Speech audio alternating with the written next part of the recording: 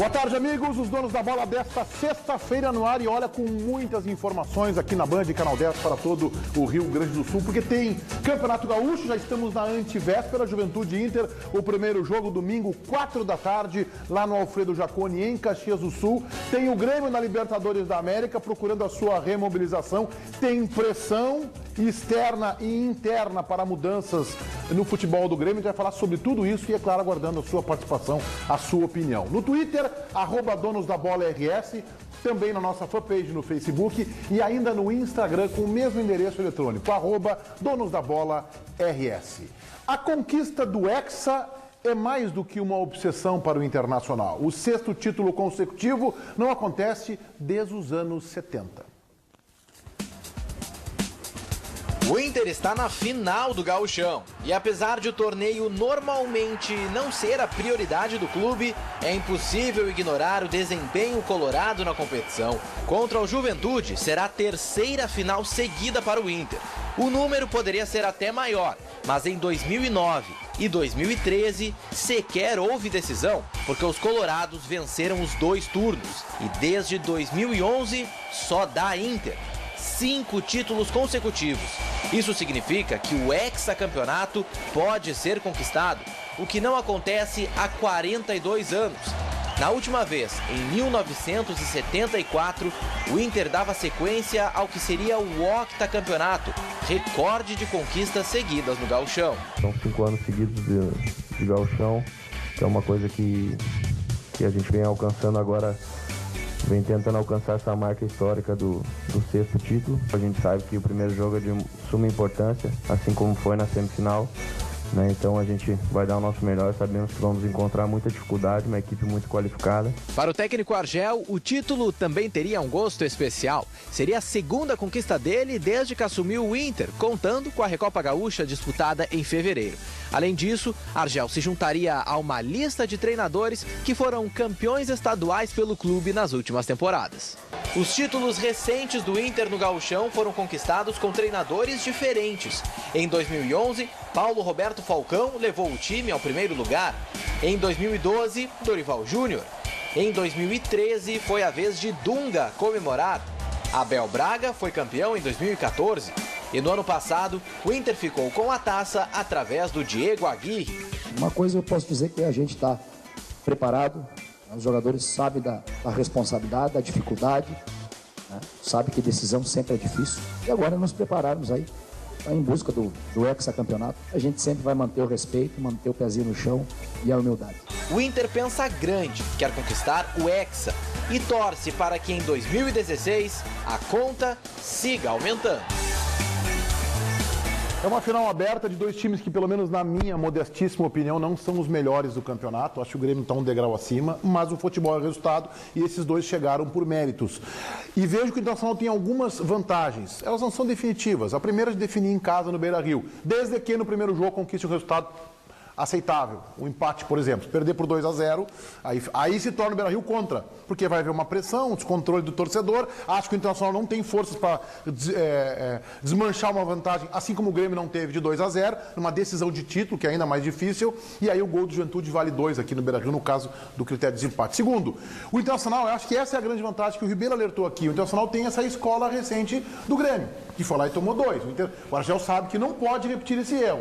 E o terceiro que eu acho que o Internacional, desde a eliminação do Grêmio, ele não ficou, na minha visão, superficial aqui do estúdio, pelo que eu leio, vejo e escuto, eufórico. O Internacional continuou com a mesma determinação. Eu não vi euforia do Internacional porque o Grêmio está fora e o Gauchão ficou, e isso é fato, o Juventude pode ficar bravo. Ficou mais fácil o Internacional agora. Então, eu acho que ficou mais, a responsabilidade aumentou, mas ficou mais fácil. Eu não vi euforia, eu vi a mesma determinação. Eu conversei rapidamente com o Argel ontem. Linha cruzada de novo? Ele foi ligar para alguém e caiu para ti, é isso? Não, até foi via rede. Essas modernidades aí. Ah, que legal. WhatsApp. Ele sabe, ele sabe que a responsabilidade aumentou, mas ele sabe que o Internacional tem que ser humilde o suficiente para saber que tem que voltar vivo de Caxias do Sul. E é exatamente isso. O Grêmio ensinou ao Internacional o nível de dificuldade que ele vai ter lá em Caxias do Sul. Então, o Inter não é favorito, na minha opinião. O Inter tem a responsabilidade O único responsável é o Internacional. O Juventude é franco atirador. Só tem um detalhe que a gente tem que levar em consideração, pelo menos dessa forma aqui, de tudo que eu já elogiei do Juventude. Juventude não jogou bem contra o Grêmio os 2 jogos. Mas nem o primeiro, tu acha? Eu achei que não jogou bem. Eu acho que no primeiro jogou sim. Ele não jogou bem, mas fez o bem pro nível do Juventude contra o Grêmio. Ele contou com falhas do goleiro do Grêmio. Dos melhores Juventude, esse não é. Né? O Juventude teve vários bons times. Teve aquele campeão da Copa do Brasil de 99. O campeão gaúcho de 98 era outro time. Lorissandri. Foi 99 foi com o Louruz, né? Valmir Louruz. E o Dorinho era o auxiliar. Os 2 ex-jogadores do Inter que depois vieram para o Internacional. Mas esse Juventude, ele tem poder de fogo. Ele faz gols. Ele tem ataque. Ele tinha o Brenner como titular e o Robertson é outro jogador que faz gols também. Mas aí o seguinte, o que aconteceu? O Dieguinho, meio-campista, é muito bom também. O Juventude abriu mão do artilheiro do Campeonato Gaúcho. Não, mas ele se machucou, né? Ele vai ser negociado, né?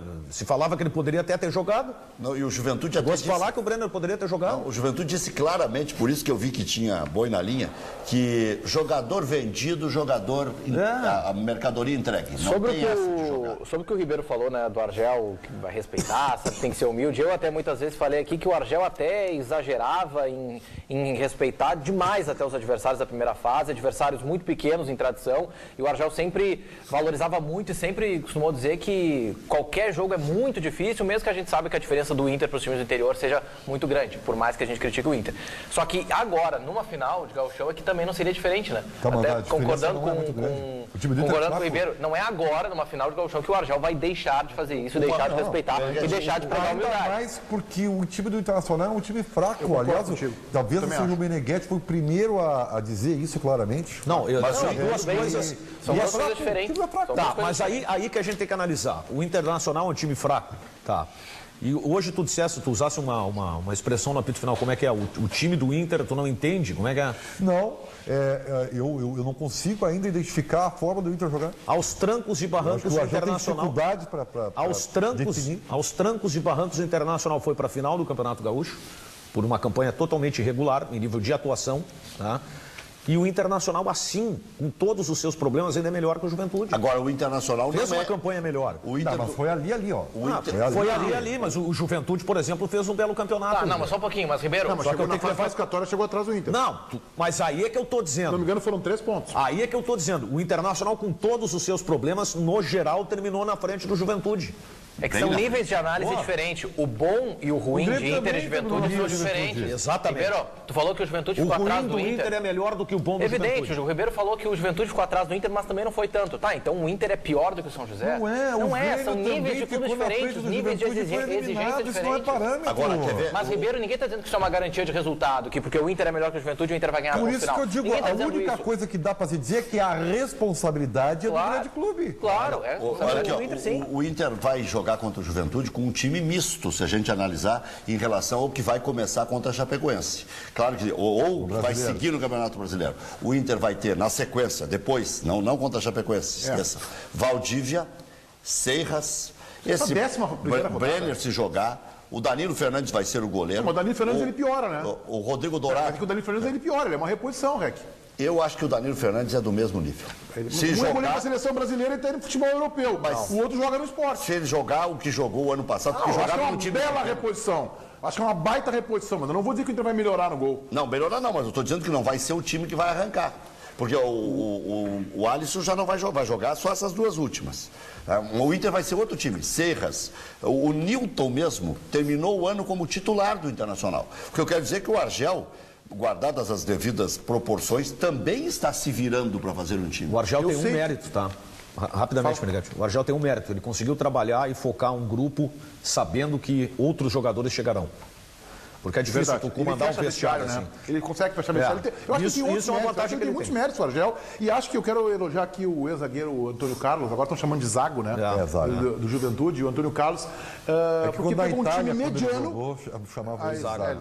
Quando ele fez um time mediano ser competitivo. O time dele é um time também fraco, tá? O time do Juventude. Mas fez esse time ser competitivo no Campeonato Gaúcho. Agora, eu sei que assim que o Grêmio foi eliminado do Gauchão, comecei a receber, inclusive de conselheiros e dirigentes do Internacional, e muito mais torcedores, acordar corneta, e agora? Quando é que vai entregar a taça lá pro Grêmio e tal? Porque eu disse que o Grêmio seria o campeão gaúcho. E eu sei que há, inclusive, nos profissionais internacionais, uma sede para que assim que o Internacional se confirmar o título gaúcho, viu? Cadê o Grêmio? Cadê o Internacional fraco? Eu continuo achando que o Internacional pode até ser campeão gaúcho, que o time do Internacional é limitado demais, é fraco. E acho, com todo respeito ao trabalho do Argel e a sua capacidade de mobilização, que é desorganizado também. Eu não vejo esse Internacional com capacidade, por exemplo, para ser campeão brasileiro. Aí o Reco está dizendo, mas não é o mesmo time. Tá bem, vamos esperar então o time. E aí a cobrança vai ser maior ainda para cima do Argel. E uma notícia, né? O Inter mudou a sequência dos batedores. O primeiro batedor é o Vitinho, não bate mais nem Alex estando em campo, nem Sacha. O segundo é o Paulão e o terceiro é o Andrigo. Essa é a ordem. Articulador Paulão. O articulador Paulão. Então, Rec, pinga fogo. Teu palpite para esse primeiro jogo Internacional de Juventude. Primeiro eu quero... vem com bula. Eu quero ratificar... Pode começar por mim aqui, vou ratificar o que eu disse do Juventude em relação ao Grêmio. Tem 30%. O Internacional tem 70%. Então, eu acho que o Internacional passa. Acho que o Inter não perde nenhum dos dois jogos. Acho que empata na Serra em 1-1 ou 2-2 e ganha até com relativa facilidade. 1-0 Inter. Daniel. 1-0 Inter. Ribeiro Neto. 1-1. Meu palpite é 0-0. Paulo Pires, nosso editor, fala aqui pelo ponto. Qual é o teu palpite para a Juventude Inter? 1-1 também, Paulinho. Ninguém apostou no Juventude. Eu acho que o Inter não o melhor resultado aqui pro Juventude é o meu, né? 0-0. É um resultado esse... Eu acho o 0-0 em casa, ele é sempre perigoso. Tá? Ele é sempre perigoso pro time, pro adversário, porque tem a questão do gol. É um resultado que persegue dois brasileiros na Libertadores, o Corinthians e o Atlético Mineiro. Aquela final de 98, Rec, do ano da Copa do Mundo, quanto é que foi o primeiro Juventude Inter lá? Foi 0-0? 1-1. 1-1 lá e depois 0-0 no Beira-Rio? Não, foi 3-1 lá. 3-1 lá. Eu troquei as bolas. 3-1 lá. Foi aquele que o Trellis acabou com o jogo, não foi aquele? O Inter fez 1-0 com o Christian. Tá rodando em 98, bota aí, Paulinho. Aí, ó, Christian faz 1-0 e depois o Juventude vira para 3-1. Não era o Trellis, o ponteiro direito de Juventude, que acabou com o jogo? Tinha um cabeludão, né? Isso. Eu tava em Bilbao. Eu acho que ele era colombiano, o Trellis? Eu acho que era algo assim. O Alex, não, Puxa, agora me fugiu o nome. É o goleiro ali do Inter, André? André? Não. Olha, pelo jeito que saltou, É ele. 99 era o André, o goleiro. Corneta, hein, Ribeiro? Marcos Pitirica, não? Não é o Flávio Campos? 2 do Flávio, Flávio Campos, né? Jogava Flávio, tinha o Laurinho, né? Flávio que jogou no São Paulo e no Flamengo. O Alex Alves jogou nesse ano aí, hein? Golaço, hein? 3-1 matou lá, né? Juventude do Louris Sandri contra o Inter do Celso Rotti, não? Era. Inter do Celso Rotti, né? Sabe o que aconteceu nesse jogo? Paulo Rogério é um egípcio. Sabe o que aconteceu nesse jogo? Não. Aqui? Paulo Rogério é um egípcio. Sabe o que aconteceu nesse jogo? O Ibsen Pinheiro disse para o Celso Rotti, antes de viajar a Caxias, Celso, se você quiser eu levo um centro médio no meu carro. Porque aquele dia foi acomedido de uma ofensivite, o Celso Rotti, surpreendente, e colocou um alemãozinho na ponta esquerda chamado Leandro, se não me engano. Um ponteiro esquerdo que depois foi pro Peru. Pro México. Leandro que jogou no futebol mexicano. Isso, no mexicano. Foi pro México. Jogou inclusive uma vez contra o Grêmio aqui na Libertadores, que aliás lá foi muito bem. Aí o Ibsen Pinheiro disse, eu levo um centro médio no meu carro, Celso, porque tu tá tendo uma recaída violenta. Aí ele colocou... É um grande frasista. Colocou um 4-3-3 em Caxias do Sul. Nesse mesmo dia a seleção brasileira jogou em Bilbao. E o jogo do Beira-Rio eu não vi. O Ribeiro estava aqui em Porto Alegre, eu já estava na França. Não, estava embarcando para a França. Eu não vi o jogo do Beira-Rio, eu nunca vi nenhum dos dois. Eu fiz jogo no sábado, teve Vasco e Grêmio para a Taça Libertadores América, que o Vasco ganhou com o gol do... Isso, não empatou? Não empatou? Não, o Vasco ganhou com o gol esse que é Luizão. E domingo eu fui para a França para a Copa do Mundo. Na história está 44-1 para o Internacional. Meneghetti, acho que vale ressaltar que apesar, por exemplo, aqui da bancada ter dado os palpites muito a favor do Inter, isso não é um menosprezo para o Juventude, é apenas uma análise da realidade que o tamanho do Juventude hoje é diferente do tamanho que o Juventude tinha há 10, 15 anos. Tá, mas o Inter completamente também, diferente. O Inter, há alguns anos, era considerado o melhor Deixa time ele do terminar, Brasil. Ribeiro, por favor. Ribeiro, tudo bem, mas o tamanho dos clubes sempre foi diferente. Só que teve uma época, o Juventude, naqueles 11 anos que teve na Série A do Campeonato Brasileiro, que virou toca do Inter, que valizou, eliminou o Inter em Copa do Brasil, ganhou o Campeonato Gaúcho contra o Inter, que a gente viu agora. Mas o tamanho dos clubes hoje é diferente. Mas o investimento. Mas é isso que eu tô falando. O investimento é completamente diferente. Então é normal e natural achar que o Inter é favorito. O que não quer dizer que daqui a pouco vai lá o Juventude ganha. Mas aí é a surpresa. O Juventude campeão será surpresa. Eu entendo o porquê desse momento. Depois dos 16-2, o Internacional fez com 8-1 no Caxias e 8-1 no Juventude. Olha o que aconteceu com o Caxias. O Caxias, como clube que já tinha uma dificuldade, se desmantelou como clube. Não conseguiu se recuperar. E o Juventude começou a se recuperar agora. Porque depois daquele 8-1, o processo inverteu. O Juventude passou a impor dificuldades para o Grêmio e não para o Internacional. Ali foi um marco. Mas não tem espaço para isso hoje. Não há diferença de clube para fazer isso hoje. Não, eu não estou dizendo que há diferença, Meneghete. Estou querendo dizer que naquele momento, né, foi o marco que mudou, o Inter revés nessa... Daniel, o Inter chegou a tocar um 7-0. 7-0, né? Que o Jajá, eu me lembro... O Jajá entrou no jogo. Não lembrava disso. O Jajá entrou no segundo tempo e fez 3 gols. Foi o primeiro jogo do Jajá, eu acho. 2011. Eu acho que aquele 8-1, eu acho que foi a pedra na tal da rivalidade e tal. Depois de momentos importantes que o Juventude, inclusive, chegou a colocar 4-0 no Inter dentro do Beira-Rio numa semifinal de Copa do Brasil. E ele teve um momento que foi estratégico também na questão psicológica. O último gol foi de goleiro. Kleber cobrando pênalti. O 7-0 foi em 2012, com o Dorival como técnico, é isso, Paulinho? Paulinho passou pelo ponto. Eu não vejo. Contra, né? O gol do Juventude ainda foi contra. Eu acho que essa decisão pode acontecer até do Internacional ganhar os 2 jogos e até do Juventude ganhar o primeiro jogo ou ganhar o segundo e empatar. Mas eu não vejo diferença. Não, acho que vai ser assim, ó, no gol qualificado, vai ser ali, vai ser no 1-0, empate no 1-0. Vai ser brigado. A gente tem um parâmetro. Só um pouquinho, eu não dou favoritismo ao Inter. Eu dou responsabilidade ao clube internacional. Isso aí, na verdade, time por time, eu não vejo favoritismo. Mas o 1-1, o Daniel te fazendo em cima do muro aí, ó. Colou no muro. Colou no muro, não, mas é que o 1-1 é um grande resultado do Internacional. A responsabilidade. Vou repetir então para ti, Danielzinho. Tá aí o 8-1, ó. A responsabilidade toda é do Internacional. Agora vê como a gente é contraditório de uma forma muito respeitosa. Falou e não disse nada. Olha aqui, ó. Boa, Daniel. Ribeiro, vê como a gente é contraditório por natureza, Meneghete. Nós todos aqui concordamos que o Grêmio tem mais time que o Internacional, né? Sim. E a gente está dizendo que o Internacional tem obrigação de ganhar. Como clube. Então o Grêmio tinha muito mais obrigação de ganhar. Porque viram mérito isso quarta-feira. O Grêmio fez mico. A obrigação virou pro Internacional porque o Grêmio está fora do campeonato. O Fernandão acabou com esse jogo também, né? O nosso parâmetro de Inter e Juventude esse ano é o jogo que teve no Jacone, que foi um jogo duro, foi um jogo difícil, um jogo muito disputado na primeira fase. O Inter ganhou por 1-0. Mas o Inter de fase classificatória.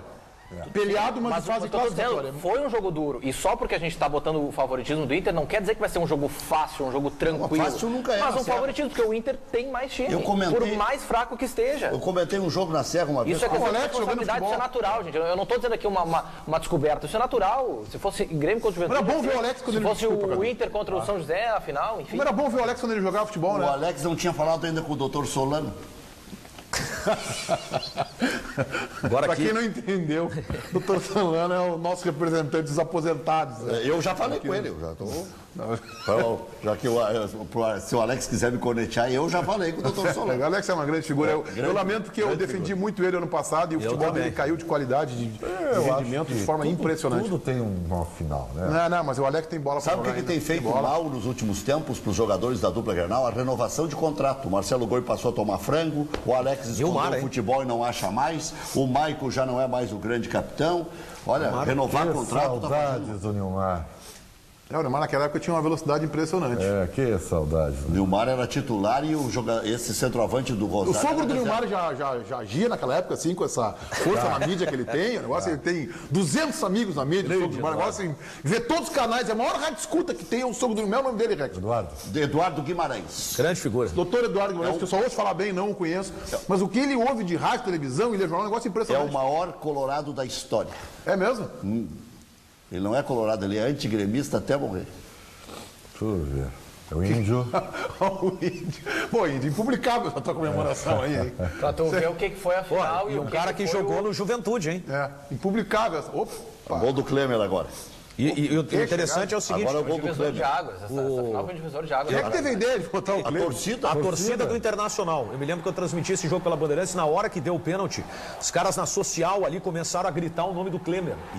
E aí eu bateu digo, com cavadinha. Mas é muito forte, né? Olha só, não só foi o 8º gol, não só foi um gol de goleiro, como foi de cavadinha. Cavadinha. Não, e outra, e aí ele fez o gol e o juiz acabou o jogo. Olha o triunvirato. Sim, mas também tu quer o quê? É, não, ali é melhor acabar pra Não, a bola entrou Esse ali. triunvirato aí foi vencedor no Internacional. não, esse departamento de futebol era muito bem montado. Esse Yarley, departamento de Klemer e futebol... Fernandão. Esse foi o crime mais hediondo da história do futebol para com um técnico. Zete estava sendo cotado antes das finais Isso, para treinar no Grêmio. Tomou E aí acabou a carreira do Zete. Mas o Argel tomou 8-1 do Juventude, do Internacional pelo Caxias e não acabou a Sim, carreira. Não acabou porque o Argel deu a declaração antes do jogo. Estou enfrentando o melhor time do mundo. Ele declarou isso. Aliás, ele veio aqui falar isso. Caixa. Ô, João Batista, o Argel falou agora pela manhã, né? Exatamente. Cheguei agora da entrevista coletiva do técnico Argel Meneghetti. Boa tarde a você, a todos da bancada e também aos nossos telespectadores.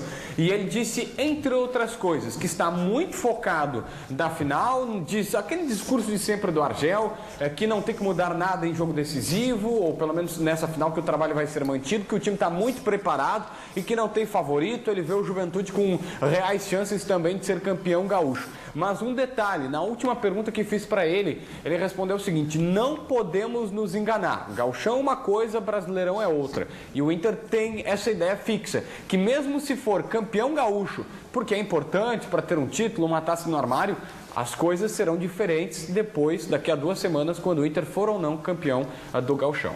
Olha só, a gente mudar um pouquinho a nossa pauta aqui. O nosso editor Paulo Pires, eu acho que municiado pelo presidente Vitório Pífero, né? Só pode ser, ele botou um gráfico. Fez um gráfico aqui dizendo que o Grêmio nunca conseguiu reverter uma desvantagem na Libertadores América quando começou mal no primeiro jogo em casa. Vamos colocar isso aí então, Paulinho. Eu quero ver esse seu gráfico aí que tu fez em combinação com o presidente Pífero, que é um gráfico, até a tela tinha que ser vermelha, né? Não precisava ser azul. Grêmio na Libertadores. Em 84, na final com o Independente, perdeu por 1-0 no Olímpico e empatou 0-0 lá. Depois 98 com o Vasco, esse é o jogo. Esse eu achei que era 0-0. 1-1 no Olímpico. 1-0 pro Vasco lá em São Januário. Foi um sábado de noite esse jogo, né? Sábado de tarde. Sábado de tardezinha. 2003, quartas de final contra o Independente Medellín da Colômbia. 2-2 no Olímpico. E aí perdeu por 2-1 lá. Talvez a maior falha do goleiro Danley em jogos de Foi na eliminatória. cobrança de escanteio. Não, e no pior Foi uma momento. bola levantada para a área e ele entrou com bola e tudo para dentro do gol. Em decadência. O time que jogava o Balói, né? O Balói jogava nesse time, né? E no pior momento da partida foi no final do segundo tempo. Aliás, se não me falha a memória, esse time do Independente tinha como zagueiros o Balói e depois como é que era o outro zagueiro que depois jogou no Atlético de Madrid? Em 2011, nas oitavas, contra a Universidade Católica, o Lucas Prato jogava nesse time, né? Fez os 2 gols da vitória da Renato Católica Portaluppi. sobre o Grêmio no Olímpico. 2-1 no Olímpico. Se eu não me engano, fez os 2 gols aqui. Se eu não me engano, fez os 2 gols. Eu sei que 1-0 ele lá. fez um gol lá e um gol aqui. Isso Então, ele quero fez dizer 3, para o nosso editor Paulo Pires, mais ainda Nossos editores, né? Paulo Pires e Vitório Pífero, né? São gráficos colorados. porque tabu foi feito para ser quebrado. o Rosário Central quebrou um tabu aqui, né? Nunca tinha ganho no Brasil. E ali no Universidade Católica, o Borges chutou uma bola na arquibancada. Eu quero colocar para debate a nossa turma pênalti, aqui né? Pênalti. um assunto que começou nas redes sociais ontem. A gente sabe que isso também tem fogo amigo. Aliás, o executivo de futebol do Grêmio, Rui Costa, ele foi questionado sobre o fogo amigo já na coletiva de quarta-feira, depois da derrota para o Rosário Central. Esta pressão que há, externa e também interna, a gente sabe disso, por mudanças no departamento de futebol do Grêmio. Eu vou colocar isso primeiro fazendo um elogio, porque eu sou muito crítico quando os dirigentes se manifestam de forma equivocada. A gente é crítico aqui com o presidente Vitório Pífero, o presidente Bozan, com o Pellegrini, com o Pacheco, com o Rui Costa, e eu quero fazer um elogio aqui à entrevista, que eu considerei uma entrevista de homem, uma entrevista corajosa do Rui Costa na quarta-feira. Foi ele o dirigente que falou, o presidente Bozan parece que teve um mal-estar, pressão alta e tal, não conseguiu se manifestar, o que é compreensível e plenamente aceitável, e foi ele que falou. E eu pensei alguns trechos aqui. A gente poderia ter colocado em vídeo, mas aqui é mais rápido para que o telespectador entenda. Quando questionado sobre a cachumba, eu sou executivo de futebol do Grêmio e assumo a inteira responsabilidade, mesmo não sendo médico, ele disse isso. Sobre a questão do fogo amigo, acho normal a avaliação em cima do meu trabalho. Ele não se colocou de forma distante do processo, é isso que eu elogio. É inadmissível, outra frase do executivo Rui Costa, é inadmissível um clube da grandeza do Grêmio não vencer um gauchão desde 2010. Os dirigentes do Grêmio, historicamente, não costumam ter esse tipo de posicionamento. E ele teve, por isso, o meu elogio. Outro, a superioridade do Rosário Central foi incontestável. Não maquiou, não jogou na responsabilidade, no cansaço físico, que são fatores, a responsabilidade na arbitragem, que são fatores que até a gente sabe que pesaram, como, por exemplo, o cansaço físico, a sequência de jogos, o abalo emocional da eliminação do Campeonato Gaúcho. A superioridade do Rosário foi incontestável. E a principal frase, que também nos faz entender o papel de Rui Costa à frente do futebol do Grêmio, foi uma das suas últimas respostas. A minha responsabilidade é absoluta. Sou o profissional que aplica as diretrizes, opina nas diretrizes, portanto, ele não é apenas o executor, opina nas diretrizes, construir esse grupo. O que eu não posso chegar aqui no momento de derrota e dizer que sou participante desse processo. Sou um dos grandes responsáveis por esses processos difíceis pelo que estamos enfrentando.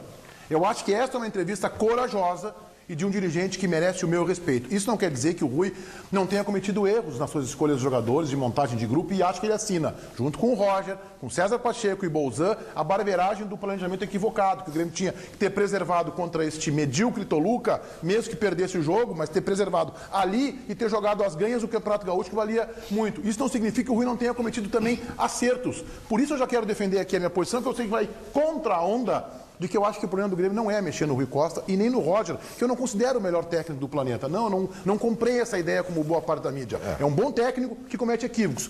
O que o Grêmio tem, na minha opinião, que mudar é o seu grupo de jogadores. E não é muito, é em 2 ou 3 posições. E achar um líder.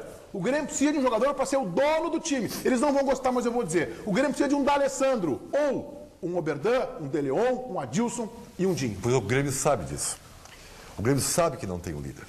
O Grêmio sabe, por exemplo, que também planejou errado a reposição de Eraso e Galhardo, que para mim são jogadores medíocres, entendeu?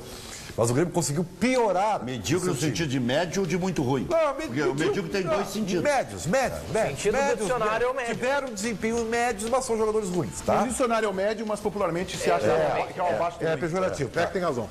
E a forma como o Grêmio fez a reposição comprovadamente foi um fracasso, né? O Cadu nem está mais aí e o lateral direito no último jogo nem Quem fez a reposição é o Rui Costa, mas é o mesmo dirigente que achou o Pedro Jeromel. Tá bem. Que achou o Wendel. Achou o Brian Rodrigues. É verdade. Mas achou o Alexa, fez o pacotão com o Juventude. Foi buscar o Vargas. Então, assim, a gente não pode só olhar os defeitos. Nós temos que ver acertos. O Internacional de Fernando Carvalho, não vou comparar o Fernando Carvalho com o Rui Costa, não é isso. Ele é um dirigente político, outro executivo. O primeiro time dele, o REC vai lembrar, começava com Renato e Maricá. Renato e Maricá, o primeiro time dele que tomou 4 do Figueirense ou 3 do Scarpelli. Ele tomou gol do vento. Só tem um detalhe. Chegou a ter o Apodi também na lateral. Eu gosto muito do trabalho do Rui Costa e eu reconheço que ele acertou em algumas questões, só que tem um detalhe que e a gente debatia aqui que faltava ao Internacional isso, a questão do diretor executivo. Em 3 anos não deu resultado. Isso é fato. Mas o time do Grêmio montou um time competitivo. É bem verdade que ele trabalha diante de uma realidade financeira. Isso também é verdade. Ele montou um time competitivo. Acho que ele tem muitos equívocos, mas ele também tem muitos acertos. Não, ele tem acertos. Só tem uma coisa, Meneghetti. Eu, por exemplo, já disse aqui, e não é jocoso o que eu estou falando, por favor, não subestimem o Grêmio. Eu falei aqui ontem de não subestimem o Grêmio. É que eu estou falando independente do resultado de quinta-feira. A minha tese é essa, não depende. Perdeu por 2-0 lá, não tem que implodir o departamento de futebol. Mas aí que eu quero falar isso. Um gol assim já serve esse papo que apareceu do Limpo aí. Eu quero falar isso, tá? Eu não posso fazer isso. Eu acho que o Roger é um técnico em formação. Isso. Bom. Concordo. Fez um excelente trabalho ano passado. Mas eu não vou tirar deste momento, a responsabilidade de que agora ele tem que mostrar a qualidade dele. Tá bem. Tá? Esse é o momento... Mas um pouquinho, tu acha que o Grêmio cair fora da Libertadores? Não tem que tirar.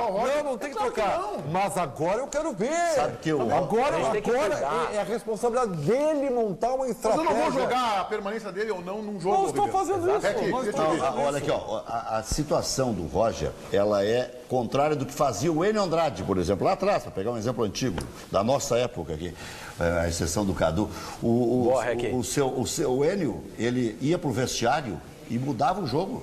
O Roger não consegue mudar nunca. Também faço essa crítica. Ele não consegue mudar nunca. É isso aí. Eu acho que ele é um bom treinador. Aliás, eu acho que ele é um ótimo treinador até começar o jogo. Porque começa o jogo, parece que ele precisa ter menor será que e é normal. mexe... Desculpa, Cadu. A experiência do Roger é muito pequena, gente. Ele tem que ser parado. Ele tem potencial, ele é informação, concordo com o Ribeiro. Agora, boa parte da mídia o transformou no melhor técnico do planeta.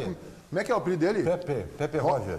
Pepe Roger Guardiola. E não é, gente. Não é. Agora, até pelo seguinte, a gente acaba criticando o Roger e o Roger está se tornando vítima do sucesso dele. Não, eu já vi ele mexer rápido. Porque o Roger, no ano passado, botou o time do Grêmio num lugar em que ninguém esperava e que não tinha um grupo bom o suficiente.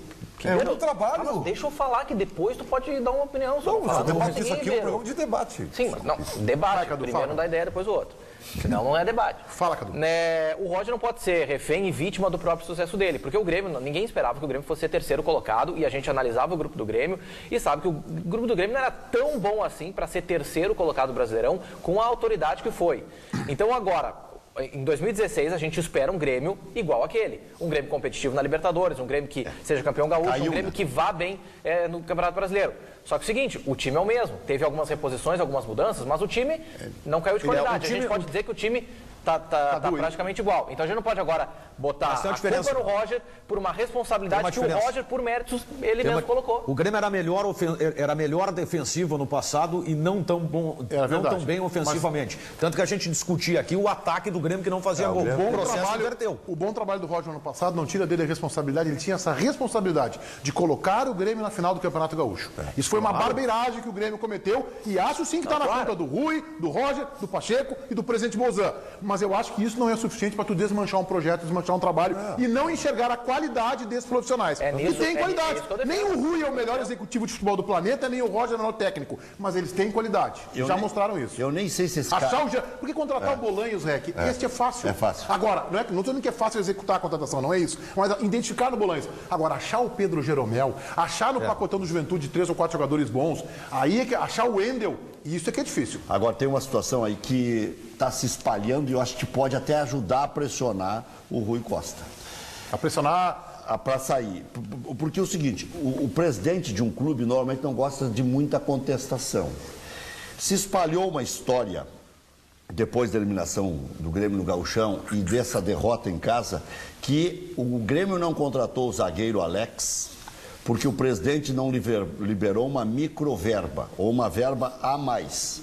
O Grêmio não contratou, não sei mais, não ficou com o Galhardo por causa disso. Não ficou com o Eraso também por causa disso. Então estão imputando ao presidente a responsabilidade e não ao diretor executivo. E chegou, obviamente, isso no presidente. E da onde saiu essa informação é de alguém muito privilegiado lá de dentro. E uma outra gravação que está circulando aí que vai ajudar a pressionar também. Porque vai chegar no Grêmio. Já está nas redes sociais. Eu já recebi de 4, 5, 6 fontes. Uma gravação que... É da Lava Jato, isso é a gravação. Da Lava Jato, esse. Não, mas alguém vai mandar o papel pro o Bessias. Vai entrar o Bessias de novo na gravação. Foi lenda, deve ser lenda. Pode ser o Lava dirigente. Mas aí é o seguinte, o Leva dirigente. Não, nem vamos fazer essa ilação. Não. Daqui a pouco vamos pensar coisa errada do programa e alguém sempre tem um leve traço para levar a informação errada. Não, estou falando no sentido de tirar. Mas aí é o seguinte, a gravação é atribuída, eu não consegui falar com ele, ao filho do presidente Koff. Que é o que no Grêmio hoje? Conselheiro? Mas ele era, quando o presidente estava lá, ele era assessor e tal. E hoje ele é conselheiro. Dizendo o seguinte, que se arrepende de não ter feito a cabeça do pai para tirar o Rui Costa. Que causou muito mal. Mas vai derrubar por quê? Porque é o seguinte... Com todo respeito, até eu conheço o Fabinho Koff, que é uma grande figura humana, mas ele é filho do ex-presidente Fábio Koff também. Mas aí o seguinte... se arrependeu de ter tirado tal dirigente. Mas alguns dizem que o Rui Costa só fica lá porque o presidente Koff fez um pedido pessoal ao presidente Sabe o que o Fabinho Costa... Não tira o Rui Costa. Sabe o que o Fabinho Costa tinha que ter feito? Tira o Filipão e o Fabinho Costa, a gente chama de Fabinho, porque em primeiro lugar eu conheço ele pessoalmente. É meu amigo também. É uma grande figura humana. O Fabinho Costa tinha que ter feito a cabeça do pai para não fazer um contrato de 2 anos com o Luxemburgo. E o Grêmio não pagar essa rescisão que está pagando milionária. É isso que o Fabinho Costa tinha que ter feito. Ele tentou. Não sei se tentou. É isso que ele tinha que ter feito. E tem uma outra situação que envolve o Fabinho. A pressão da torcida era muito grande. E da imprensa também. Aqui que eu digo aqui, imprensa Por 2 também. anos não. Nunca. Mas é que a renovação... Por 2 anos não. Mas aí o Luxemburgo foi... Convoca uma coletiva. Não, é que o Internacional também entrou no circuito, que o Internacional estaria interessado e tal. Convoca uma coletiva e diz, ele está me exigindo. O presidente Fábio Koff tem moral para isso, tem tamanho para isso. Outros presidentes talvez não tivessem. Ele está me exigindo 2 anos de contrato. E era muita grana. Vai inviabilizar o Grêmio e todo mundo sabe que futebol é o resultado. Ele perde um campeonato e eu sou obrigado a rescindir o contrato. Eu estou oferecendo 1 ano com aumento de salário. Pronto. A torcida do Grêmio toda ia ficar ao lado do presidente Fábio Koff. Também é atribuída ao Fabinho uma lista de um abaixo-assinado que chegou no presidente Romildo para tirar o Rui Costa no ano passado e o presidente resistiu. Que ele também assinou. Eu acho que o presidente tem um prejuízo nessa avaliação porque ele é neófito no futebol, gente. Ele tem 1 ano e meio de gestão como presidente e 2 anos integrando o conselho de administração. É novo, hein? E eu acho que é uma diferença que cabe numa caixinha de fósforo. A experiência do Rui também, de 3 anos e meio, quase 4, também ainda é pequena para se dizer que não, é assim, tá? Esse é o profissional. Não, ele vai amadurecer, como todos amadurecem depois de 10, 8, 10 anos. Mas pegando o Filipão, o Luxemburgo, Roger... Tudo bem. Agora eu quero dizer o seguinte, o presidente ele é neófito, ele não passou pelo vestiário. Tem ex-presidentes que passam no vestiário, e a gente pode citar aqui o Fábio Koff, Paulo Odoni, Fernando Carvalho, Vitório Piffer, e sentem já o cheiro. O presidente Romildo Bolsonaro nunca esteve à frente de um vestiário, gente. Ele nunca comandou. E acho que o presidente do Internacional e de Grêmio tem que ter tido necessariamente uma passagem pelo departamento de futebol. Mas o Guerra, o Rui esteve no departamento de futebol junto com o Guerra na administração do presidente. 6 meses, né? Duda. Eu me lembro que quando ocorreu a saída do Luxemburgo, muito se deveu à figura do Marcos Quitolina, que era o dirigente político do Grêmio e que, na ocasião, defendia a ideia de que o Luxemburgo deveria sair porque ele tinha poderes demais. Não se cortou as unhas do Luxemburgo e o Luxemburgo continuou mandando e chegou um ponto que o Luxemburgo quis fazer da direção do Grêmio garoto de recado. Vai lá e fala isso pro presidente e tal, e aí isso gerou um mal-estar. E o homem do futebol, que foi o Marcos Quitolina, convenceu a direção de mudar. O que eu quero dizer com isso? A questão não é o Rui Costa, é a estrutura do departamento de futebol. Pode ser. Eu acho que o presidente tem que se aconselhar, ele tem no Conselho de Administração homens experientes no futebol que passaram pelo departamento de futebol do Grêmio. Ele tem que ouvir, em momentos delicados, tem decisões que não são do treinador nem do executivo. Você vai jogar com um time reserva, com um time misto, vai preservar aqui ou lá. Esta é uma decisão, na minha opinião, do clube, do cargo político. Não, nós queremos jogar com titular. Não, aqui a gente pode colocar time reserva. O jogo não nos interessa tanto. Então, e o presidente, que é neófito no futebol, o que não é um defeito, é uma característica, ele vai ter tempo para conviver com o futebol 5, 6 anos, ele tem que se cercar de quem lá está lá do lado. Ele tem conselheiros bons no seu grupo político para ouvir, para discutir sobre contratação, sobre venda. Reitero, na minha opinião, o Grêmio tem que ficar com o Rui Costa, ficar com o Roger e qualificar, e não é muito, em 2 ou 3 posições e contratar jogadores com outro perfil, inclusive emocional, de liderança. Isso aí eu concordo de tomar conta. E eu acho que o Grêmio tem grupo para disputar a parte de cima da tabela do Campeonato Brasileiro. Lá, não é de ficar entre os 10, entre os 3, 4, de novo, brigar pelo título e disputar também o título da Copa do Brasil. E tem poucos executivos de futebol, porque o Internacional está colocando agora o David Bandeira. Que eu não conheço. David Bandeira. Com todo respeito, eu não conheço. Bandeira. O que não quer dizer que é bom ou ruim, eu não conheço, só que eu não conheço. Ele até viajou há pouco tempo com o Pellegrini. Já estava no clube. Já estava no clube? Estava no clube, ele era assessor do Macedo, que foi para o Fluminense. Que bom, acho que o Internacional também tem que ter alguém... Até acho que o Inter demorou um pouco por ser um profissional que já estava no clube. Né? Se estivesse avaliando melhor, né? Pode ser. Está fazendo trabalho de monitoramento de jogador, que é a palavra em voga. Desculpe, Daniel. E uma outra informação é que o Yarley vem numa função diferente, de supervisor das divisões de base. Ah, que legal. Legal, vai fazer uma boa informação. Ele vai ser o cara que vai contribuir com o profissional, com o surgimento dos jogadores da base para fazer essa João Batista, qual é a informação que você quer? Não, era justamente essa, porque hoje eu tive contato lá no estádio Beira-Rio e aí a gente ontem, o REC vai lembrar, no ar da Rádio Bandeirantes, a gente já sabia da vinda do Yarley, mas foi atrás. A primeira informação é que ele teria reuniões por causa do livro que ele vai lançar dele e realmente está acontecendo agora. O Russomano nos passou um cachorro. Oi? O Russomano nos passou um cachorro. Não, na realidade o Russomano falou uma meia-verdade. Mas eles estão almoçando quem é o Russomano? para reorganizar as coisas do livro. E aí, nesse almoço, eles vão falar sobre isso. Mas hoje pela manhã, teve o contato com a direção do Inter. Para explicar o cargo do Yarley, ele vai trabalhar entre a base e o profissional. Ele vai ser um avaliador técnico, pelo jeito os números não são muito com ele, contratação e coisas desse nível. Mas ele vai ser o cara que vai olhar tecnicamente e ver quais jogadores do time B podem subir para o time principal, quais jogadores estão bem na base, ele pode indicar para o Argel ou para qualquer outro treinador que estiver em cima. Ele deve fazer a integração, o enlace entre a diretoria do principal e o pessoal do B, principalmente da base.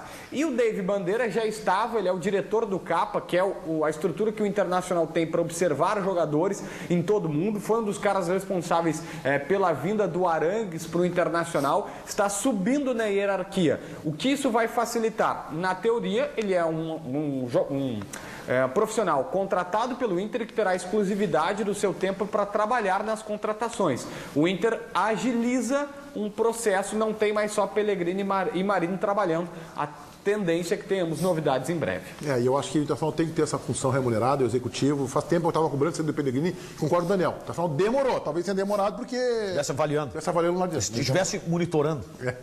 Mapeando, tá mapeado. Já voltamos com os donos aqui na Band.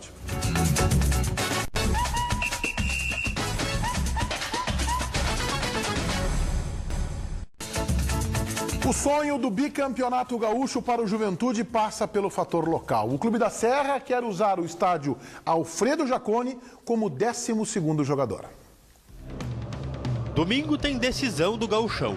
Os primeiros 90 minutos serão disputados no Alfredo Jaconi, casa do Juventude. Desde que eu cheguei aqui também, eu venho dizendo que o Jaconi tem que fazer a diferença. Contra o Grêmio, a torcida compareceu e nós esperamos que eles possam comparecer em maior número ainda para a final contra o Internacional, para incentivar a equipe em busca de uma vitória dentro de casa, que vai ser importante. Para quem não lembra, o Juventude já foi campeão gaúcho em cima do Inter, em 1998. Na ida, a equipe da Serra fez 3-1. Christian marcou para o Colorado. Flávio do Ju fez 2. E Lauro fechou a conta.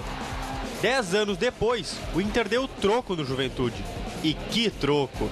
O primeiro jogo foi 1-0 para o Ju, lá em Caxias.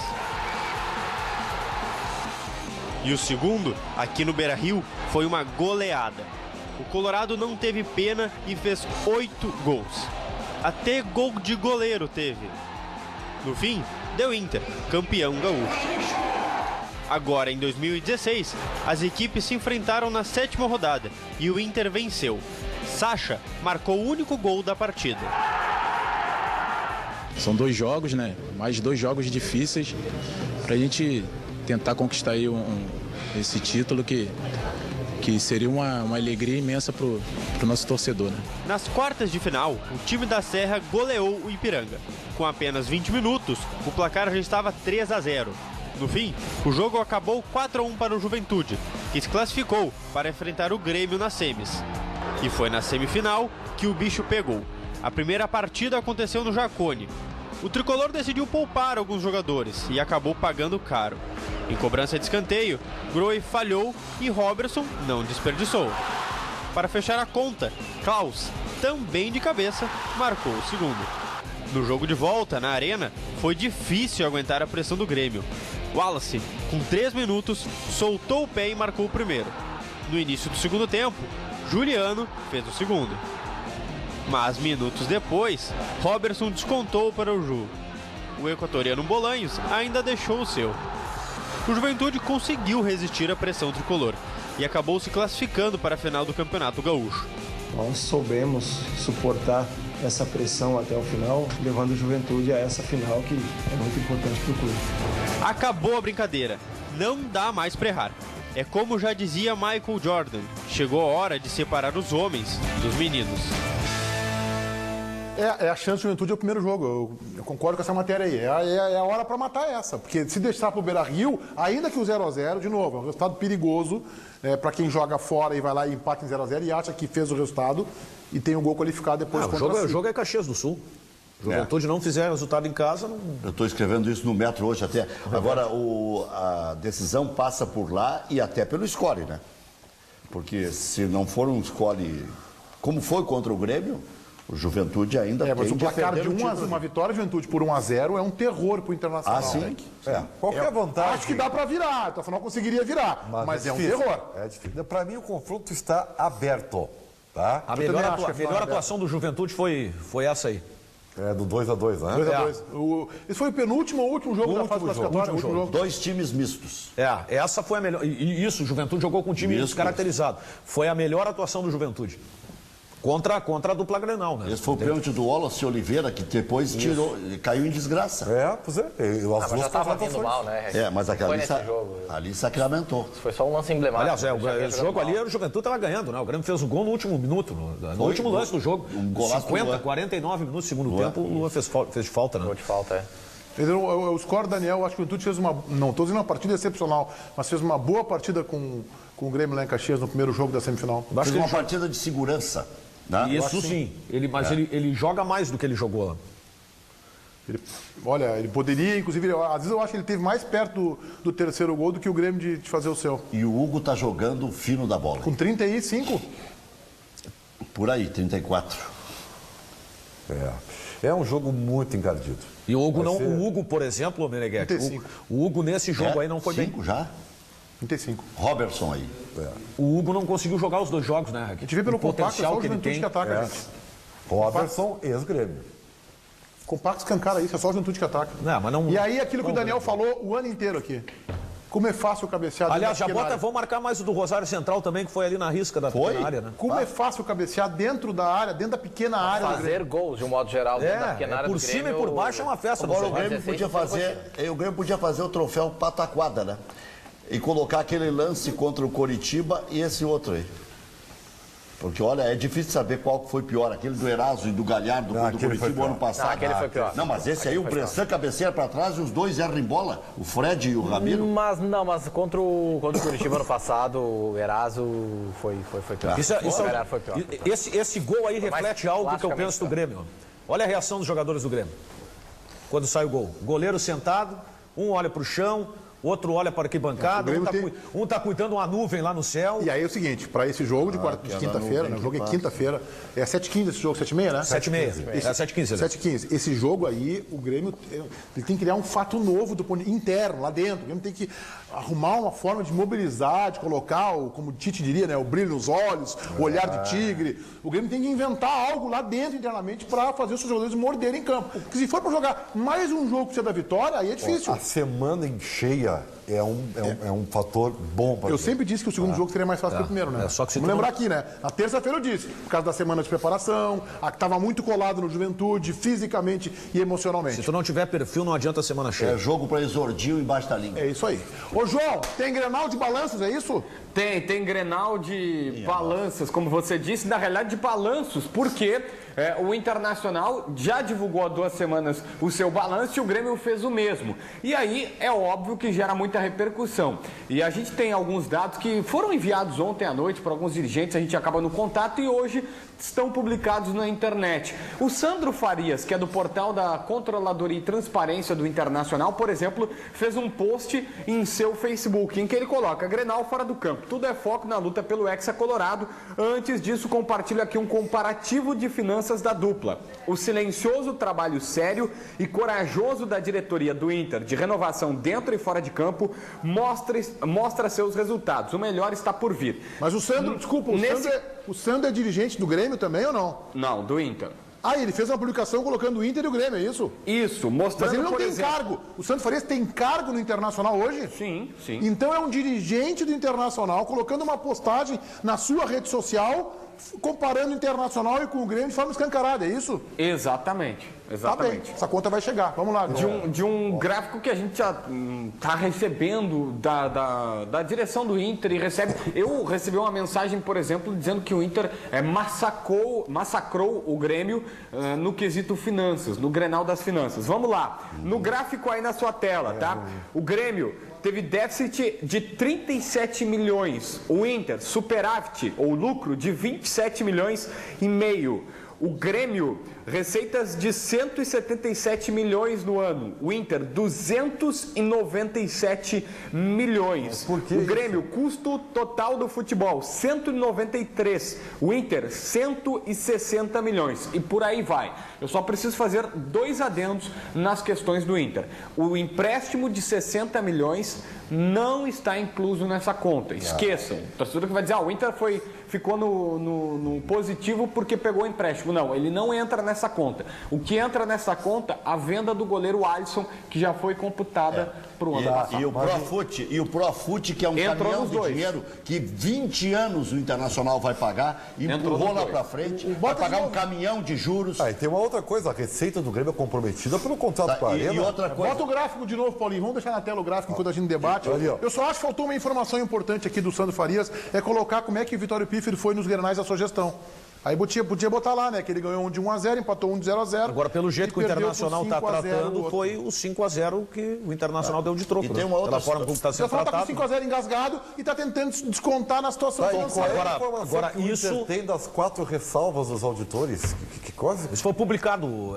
Isso é publicamente no Jornal do Comércio, os dois. Qual foi o destaque do César Cidade Dias, nosso comentarista, hoje no apito final? Não, o ministro da Economia, Vitório Pífero e Pedro Afatato. Não, é o Luiz César Souto. Luiz César Souto Moura. Foi o Luiz César que fez? Luiz César Souto Moura. Qual é o destaque? Desculpa. O presidente Vitório Pífero e o Pedro Afatato, ministro da Economia. Com urgência, inclusive. Se Temer for o presidente... Agora, com essa crise que nós estamos, eles estão transformando lata em ouro. Mas olha aqui, esse salto financeiro que o Internacional deu é um negócio impressionante, porque até pouco tempo o Inter tinha dificuldade para contratar jogadores. Eu quero saber se alguém lembra o balanço do Internacional quando ele foi campeão do mundo ou do Grêmio quando foi campeão. E outra coisa... Eu quero saber se alguém lembra o balanço. Alguém sabe como é que foi o balanço. Não interessa. Interessa alguém estar... Tudo bem, eu acho bonito isso aí. Eu acho errado. O Sandro Farias, com todo o respeito que eu tenho, que é também uma grande figura humana, eu acho errado. É um dirigente do Internacional colocar. E eu tenho que dar minha opinião aqui. Independente de clube do coração, minha opinião vai ser sempre isenta. Tá errado ele botar um balanço do time com o irmão do rival. Ele tem que botar o balanço do Inter. E deixa que a imprensa faça a comparação que quiser fazer. Você pior, Meneghetti, mas vou dizer. Sandro Farias, você me lembrou Flávio Albino. E nessa questão do até não me lembrou Flávio Albino, acho que não tem. Flávio Albino não fazia isso aí. Não faria isso. O presidente Flávio Albino... o presidente Flávio Albino não comparava um com o outro. Não comparava. Ressaltava coisas que não tinha nada a ver. Tudo bem, mas não comparava. Eu discordo de que ele não comparava. Essa coisa do dirigente botar, se ele deve falar esse tipo de coisa, tudo bem. Mas... as finanças, elas são o principal fator causador de um time campeão. O time pode ser campeão com um clube mal organizado administrativamente, com muitas dívidas. Porque tu comentou, como é que foi o balanço de Grêmio e Inter quando foram campeões do mundo? Bom, tudo bem, podia ter um déficit horroroso, vamos supor, assim. Não sei, não lembro. Mas um clube com finanças acertadas tem mais chance de ter um time campeão. Eu acho errado um dirigente colocar isso. Isso é uma questão. Agora, não é importante ter um balanço bom. Se é o torcedor que bota isso, tá bem, colocou do Grêmio, Internacional. Agora, um dirigente com cargo, executando o cargo no Internacional. Essa conta vai chegar pra ele. É a mania, sabe o que é? De valorizar o seu criticando o outro. Exatamente. E tem um detalhe. Eu acharia uma barbeiragem sem precedentes. Eu acharia muito interessante que o Sandro Farias fizesse o comparativo do Inter com o Juventude.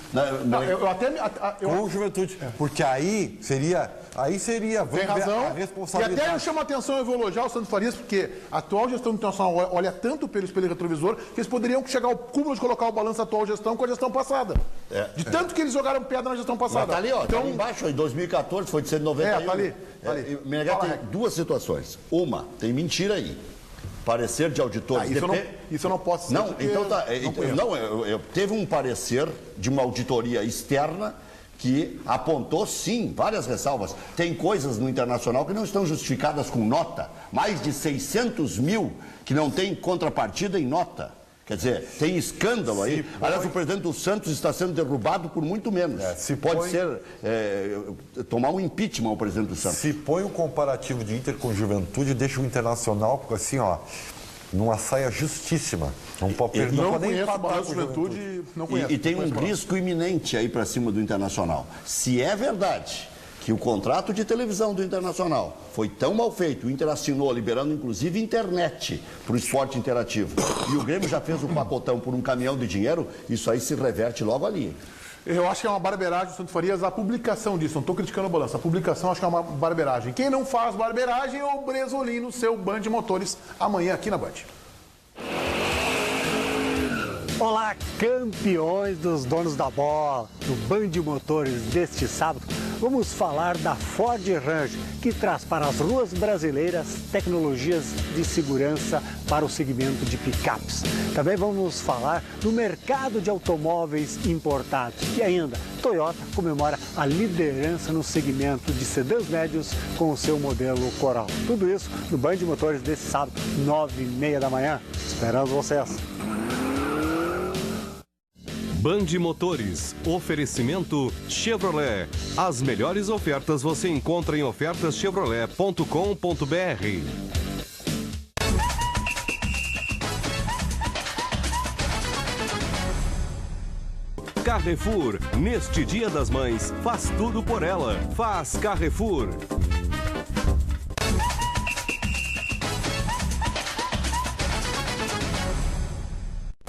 Libertadores da América, vamos com os gols de São Paulo 4, Toluca 0. São Paulo colocou o Toluca no seu devido lugar. Eu sempre disse que é um timeco.